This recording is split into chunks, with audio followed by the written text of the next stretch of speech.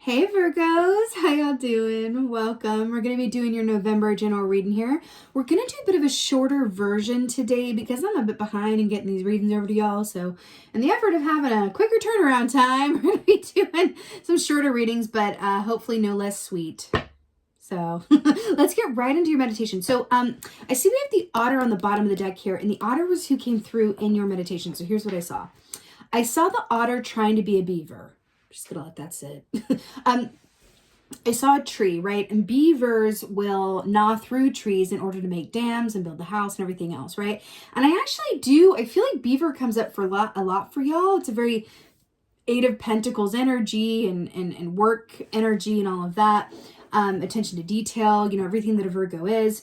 But I saw this otter, which represents play, childhood, in a sense the opposite of beaver energy, actually going and trying to bite through this tree like a beaver. The otter was trying to be a beaver, and it was able to collapse the tree by like leaning on it, but then it just like broke, and then the otter started to like cry, and it was really you're like, what is she smoking? No, but I feel like what I'm getting from this is that you may be doing a lot of adulting at the moment. Your eye may be on a prize or two or three or four, 12. You may feel like, there's a lot of work, but not as much play in your life or whatever have you. But I am hearing to be an otter, not a beaver, right? I feel like for you, like if there's a diagnostic, right?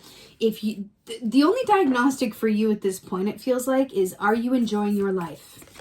Because life is meant to be enjoyed, right? Life is meant to be enjoyed. You can be stressed out, busy, bummed out, whatever, but if inherently, like at the core, underneath those other temporary emotions or states of being, you are inherently enjoying your life, brilliant. You're on the right path.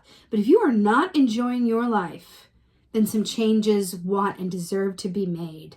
And I feel like in this context, it really has to do with infusing more fun, downtime, childlike point of view into what you're doing, okay? So mouse is your energy here, which is really brilliant because this is a Two of Pentacles energy, which we're talking about this or that, multitasking, considering your options, work and play. Right? Beaver's also about work and play. So the mouse is very much about beautiful earth energy here for an earth sign that you are, but this is very much about your perspective and how you see things.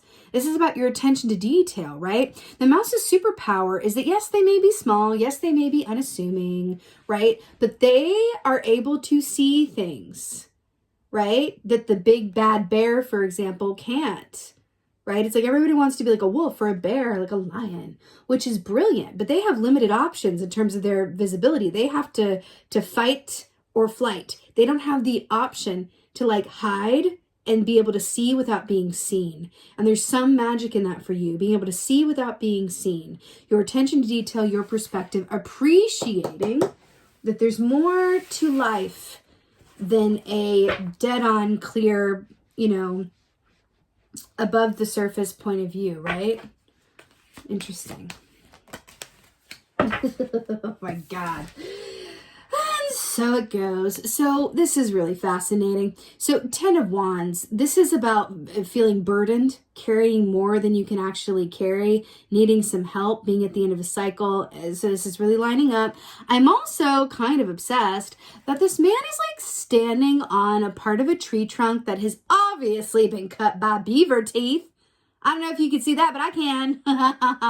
And he's standing on the water. So it's interesting how this energy is coming forth. When 10 of Wands comes up, it's like you're doing way too much. Like in some way, shape, or form. It can also represent literally moving cycles, moving houses, moving jobs, whatever that is.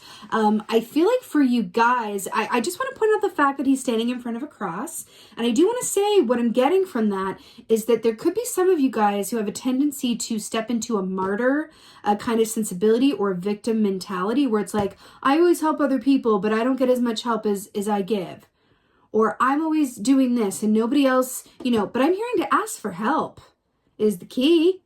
Ask for help when how you need it. It doesn't matter how hard it is. Ask for help and see the part that you're playing in your own given circumstances.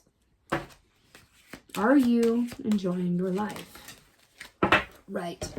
Cancerian energy here. This is really interesting. So the moon chariot. So this is fast, forward moving, balanced movement. But what's really interesting with this is that the Cancer energy is very much about the mother, the nurturer, the caretaker, right? And then we have a young person and an old person. And we're talking about this Two of Pentacles and how it's an otter trying to be a beaver, right? I'm really hearing to nurture yourself and treat yourself as you would a child that you really love. That came up in another reading as well. I don't remember which, maybe Gemini. Treat yourself as well as a child that you really love. Nurture yourself. But also I keep getting like that the path ahead is about letting go of a lot of this burden and luggage and ways of doing things, or a victim mentality or a martyr complex, right?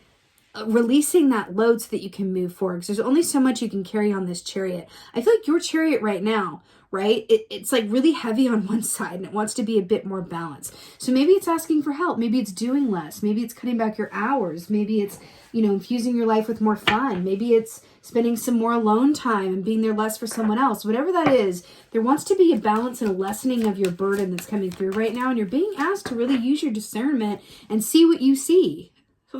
See what you see, right? Temperance, here we go. Balance. I'm shocked. Look at the two moon, the night and day, and then it's like mirrored here as well. You are absolutely being called to balance. Now, what's brilliant about this as well is that we're going to be moving into Sagittarius season on the 22nd at the end of this month, which is Temperance energy. So it's very auspicious for you. But it's really interesting here because Temperance, yes, it's about balance, but it's also about give and take and giving as much as you receive. It's about patience, stillness, and trusting that you're going to get to wherever it is you're going. But first, stop and what? Smell the roses. There's something about this where it's like the way that you're seeing something may not be the full picture or completely accurate.